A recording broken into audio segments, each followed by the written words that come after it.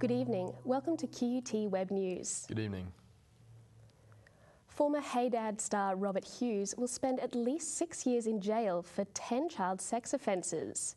The judge called his behaviour calculated and manipulative. Former Hey Dad star Robert Hughes was sentenced to 10 years and 9 months jail but could be freed on parole in 6 years. The public gallery in the Sydney courtroom had to be closed because too many people were trying to get in to see the Hughes judgment. Judge Peter Zara sentenced Hughes to a maximum jail term allowed at the time of the offences. Hughes had pleaded not guilty to the charges of sexually or indecently assaulting 5 girls between 1985 and 1990. During the sentencing, Zara said Hughes was brazen and predatory in his assault on the girls. He said there is no evidence the offender remained troubled by his crimes. Following the sentencing, the Braveheart Group released a statement saying, "Our thoughts are with our very brave ambassador, Sarah Monaghan Morris, and other victims of Robert Hughes." Kobe Bartels, QUT News. Queensland Premier Campbell Newman is on the front foot, fighting battles inside and outside his state. The member for Ashgrove is also back in the election race, announcing he'll run again for the seat. Mr Newman visited his electorate to confirm he's the best candidate for the LNP in Ashgrove. Over the last 2 years, I'm proud to have delivered, and I look forward to serving the community in a future period should they wish to re-elect me. But the Premier fielded questions on the more immediate issues he's facing. High on that agenda, Dr Chris Davies, who was sacked after breaking cabinet confidentiality. There was speculation today that sacked Assistant Minister, Dr Chris Davies, would tender his resignation at a media conference today. Dr Davies' office has said that all media will be postponed until next week. But this morning, the Premier pledged his support for Dr Davies. But I've made it very clear that he has my full support if he wishes to put his hand up again. He's a fine man, a decent man, a man of integrity, a man of great ability, and we certainly value him as a member of our team. Attorney General Jared Blay hopes Dr Davies continues his great work with the LNP. Well, I hope his future's with the LNP, being a great member for Stafford, continuing his work as a local member and as part of the government. Mr Newman's focus is now on Sunday's crisis meeting of state and territory ministers over the federal budget cuts. And I make the point that if the states and territories don't hang together on Sunday, they will be hung separately by this federal government. It's bound to be a hot topic when State Parliament sits next week. Mitchell Van Homery, QUT News. Bill Shorten dared Tony Abbott to call an early election in last night's budget reply speech. The opposition leader said Labor will block key government budget reforms. Last night, Bill Shorten vowed to fight what he is calling a budget of lies. Say what you like, Prime Minister. Spin as hard as you can. Australians know a lie when they hear one. In a strongly worded speech, he foreshadowed Labor would oppose funding cuts to students and seniors, threatening more than $10 billion in budget savings proposed by the government. Labor will vote against these cuts to university funding, these cuts to student support. We will fight for a fair pension and we will prevail. Labor will also oppose the $7 Medicare co-contribution, arguing it threatens Medicare's universal scope. Labor will never give up on Medicare. Yeah. The government says their cuts are justified. This is a nation that will henceforth live within its means. The opposition leader called Mr Abbott's bluff, telling him to bring on a double dissolution. If you want an election, try us. If you think Labor is too weak, bring it on. Whitney Angel, QUT News. The Royal Commission into the botched home installation scheme continued today. At the same time, the father of one of the installers who died during the program helped launch a campaign to make sure fatalities never happen again. The $1.38 million advertising blitz focuses on making Queenslanders aware of the hidden dangers of working in roof spaces. But just had to turn the power off first. The Attorney General, Jared Blay, says the strategy follows recommendations from a coronial investigation into 3 Queensland workers who lost their lives. It's about making sure, no matter what the circumstances are, people switch off their power, their main power, so we can try and make sure the deaths of the 3 gentlemen in Queensland have not been done in vain.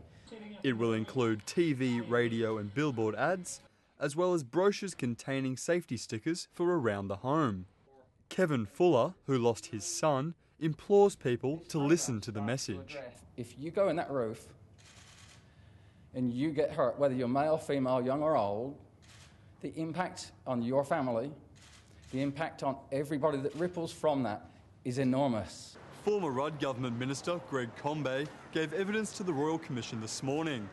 Combet was responsible for the wind-up of the defunct program after its suspension following the 4th death. He oversaw safety checking the homes already insulated and compensating insurers facing a loss.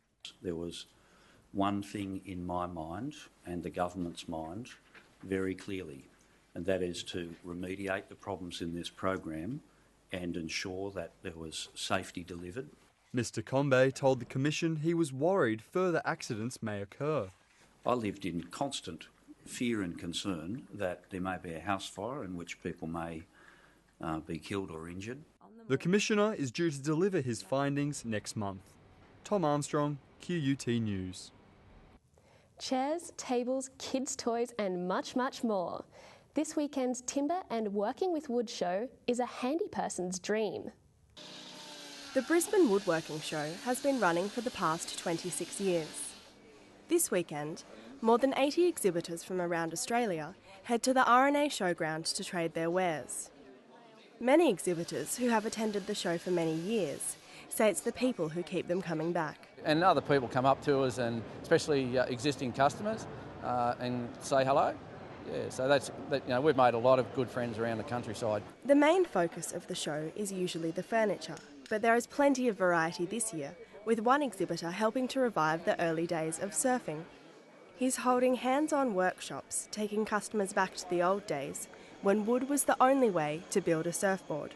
Whatever it is, people love it. And everyone wants to touch the piece of timber, whether it's polished or raw. This year's show is also highlighting how woodworking can be a potential therapy for victims of domestic violence. It takes the person who's got that distress away from all of that and right into making something really beautiful. So it's a lovely accomplishment at the end in lots of ways. From timber tabletops to wooden surfboards, Brisbane's Timber and Woodworking Show has something for everybody, even someone as uncoordinated as me. Alexandria Utting, QUT News. Country in the City as the 104th annual Brookfield Show kicked off in Brisbane today, and organisers say it promises to be the best one yet. The Brookfield Show is not just about coming together as a community. I grew up coming to the Brookfield Show, so it's so lovely to be able to bring my kids and enjoy it with them. It's also about opening your doors and your produce to the wider Brisbane public. We provide a platform for local community groups to display their activities, raise revenue, and naturally all of the show competitions. Too high! The 3-day event is held on the heritage-listed Brookfield Showgrounds.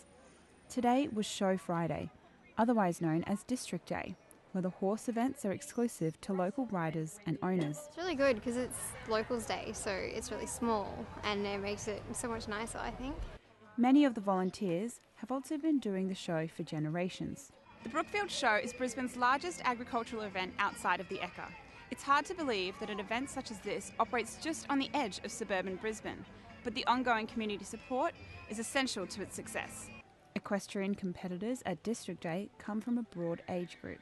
It's a good lead-up show to the Ekka because you had lots of good horses out ready, on the run to exhibition in August. And it's a shared community vision that will continue for many decades to come. Sushma Walla, QUT News. A controversial umpire decision has seen the Adelaide Crows defeat Collingwood at Adelaide Oval. Josh Jenkins scored the crucial goal late in the third quarter, despite appearing to kick the ball after the siren. Fallout from the decision today threatened to overshadow the Crows' 51-point victory.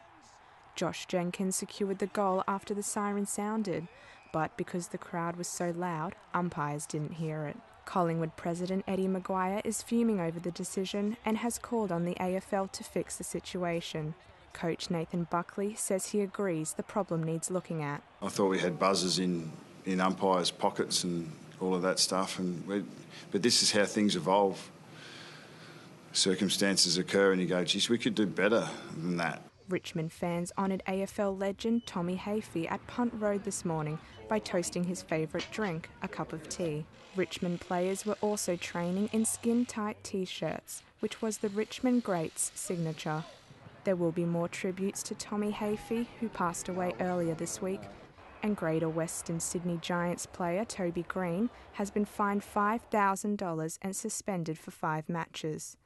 This follows an altercation in Melbourne last weekend. Police charges are still pending. Rachel Rieger, QUT News. Time now for a look at the weather. Dark clouds hid the sun for most of the day and we had a few light showers. Around the southeast today, Brisbane a top of 23, 20 degrees the top on the Goldie. It ranged from 17 to 24 on the Sunshine Coast, while it got to 23 in Ipswich. Around the nation tomorrow, will be mostly sunny in Sydney, partly cloudy, 19 for Canberra. Cloudy with possible rain for Melbourne, Adelaide and Perth, and Darwin a top of 33. The forecast for Queensland, tops of 27 for Cairns and Townsville, Mackay, Rocky and Bundaberg, afternoon rain and tops in the mid-20s. But sunny and 30 degrees around Longreach and Mount Isa. The outlook for Brisbane over the next 3 days, partly cloudy and 25 tomorrow, a possible shower on Sunday, and heavier rain expected Monday. That brings you up to date with all the weather. And that's all the news we have for now. We'll be back Monday night with more QUT News. Goodbye. Goodbye.